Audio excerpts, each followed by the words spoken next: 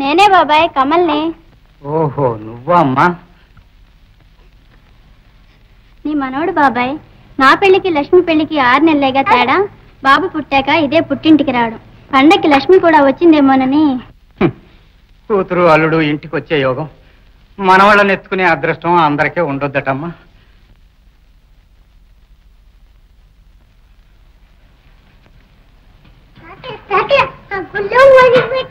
బాబు, ఈ జన్మకి వైభవం చాలు. ఎక్కడానికి గుర్రాలు, ఊరేగడానికి అంబాలు లేదా? అమ్మా, తింటానికి ఏమన్నా పెట్టమ్మా. గుడ్డు తడపడానికి చౌరు లేదు కానీ పూర్ణపూర్లు ఉండమని తిండికే గది లేదు. చిరుతిళ్ళు కావాలి.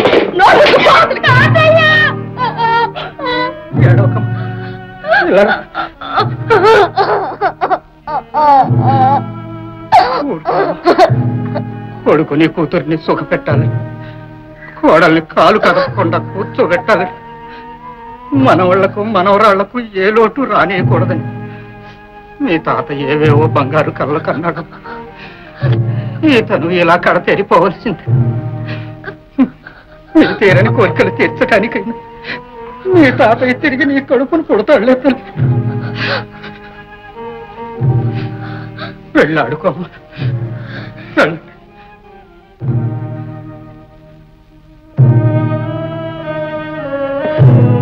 ఏమిటా ఈ మాటలు?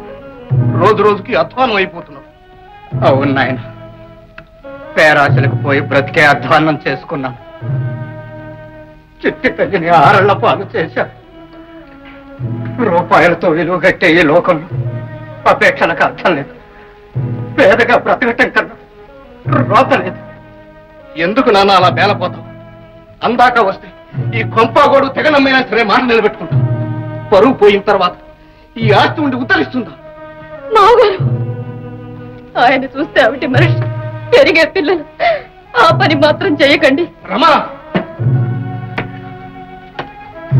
ఏమిటే నీ పిచ్చి?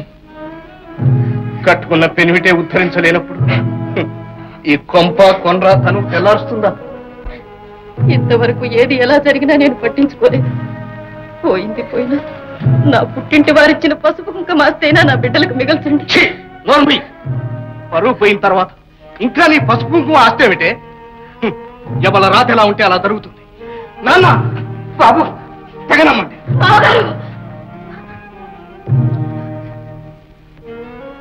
ఇప్పుడు మీ బిడ్డల విషయంలో మీరెంత బాధపడుతున్నారు. రేపు నా బిడ్డలకు ఆ దుస్థితి రాకుండా చూడండి. ఇంతకంటే మిమ్మల్ని కోరను. అమ్మారమ్మ, నువ్వు నా బిడ్డవి, నీ బిడ్డలు నా బిడ్డలే. వాళ్ళకేమీ లోటు రానివ్వనమ్మా. నా మాట నమ్ము తల్లి. నాన్న, అవునరా, కోడలు చెప్పిందే న్యాయం.